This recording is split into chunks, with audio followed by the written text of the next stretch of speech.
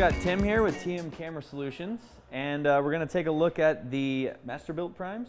Masterbuilt lenses, yeah, MVIS as I call them. Okay. They're purpose-built large format lenses for full frame and large format. You know, some of them cover Alexa 65. I've been working on sets for 20 years. I was a first assistant for about 13 years. Okay. Been a camera operator for 7 years, and I had the greatest opportunity to work with literally some of the best cinematographers and directors. And the great thing about it was every day I got to learn. So what I've done with these lenses is build in what people have been asking for quite a long time. You know, we want them to be modern in build and feel and mechanics and focusing rotation, all that, and the actual outer shell, you know, we want it to be strong, but we want it to give a vintage look. So what I've achieved here with modern optics, these are modern optics, and I've taken them and basically through spacing, through elements and groupings, and the proprietary polishing I do of the front element is, it gives it a vintage personality throughout the lens. And each focal length almost has its own kind of look, because you're not gonna shoot a close-up with a 24. You're gonna shoot wider head to toe or landscape. So the 24 is optimized to shoot in situations like that. The 85 is made to shoot portraits. Okay. So I've optimized it for that, just like a still photographer, dude, like Leica has done for almost 100 years. Their 24 is vastly different from their 90mm lens because it's purpose-built to what people use it for. And that's where the idea for the Masterbuilts came from, and to give it a vintage personality. So what you'll see in them is a lot of basically Canon K35 in these lenses. You got a chance to test them extremely briefly, but I guess you telling me would be the best kind of thing. I mean, the first thing, first of all, I saw these at the Northwest Pacific Lens Summit, and from the first moment that I looked at them and saw the image that they created, I was like, this is what I've been looking for.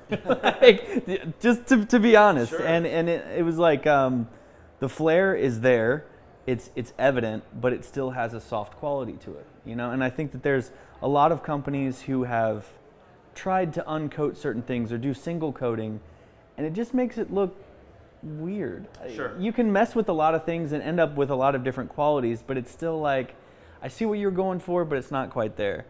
When I put these in front of the camera, I was like, okay, this is what I've been looking for. There's just some like pleasing softness on skin tones. The flare is, I would say it's more like a zoom flare, where you see all the layers, the different elements. Yeah, there's this depth, but again, I mean, the K35 flare is kind of, it's oftentimes it's a little harsh. Mm-hmm.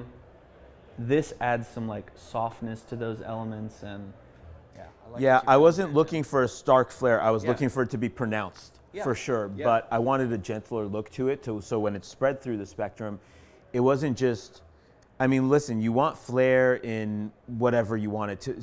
So when a viewer's seeing it, they go, oh, it looks more natural to me. A light hit it, and that's what a lens does naturally. It has volume to it. You know, and I think that's the quality of this flare. It's a more naturalistic, I hate to use the word because it's overused, but it's a more organic flare. A lot of companies are building their lenses according to technical specifications, where they're going for a perfection, an optical perfection. 100%. And it sounds like this is more built around an aesthetic and a quality and a...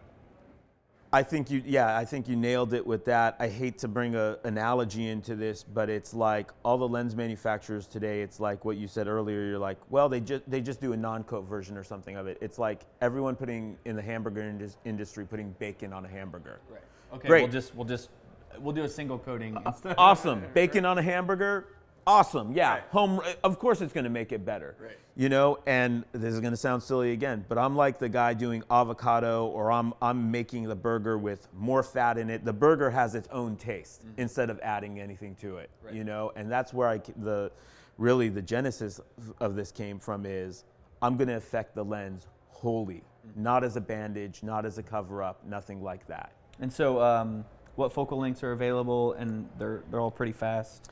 They're all T1.4. It will be a 7 lens set initially, which will be 18mm, 24mm, 35, 50, 85, 105, and 135. And they'll all be T1.4.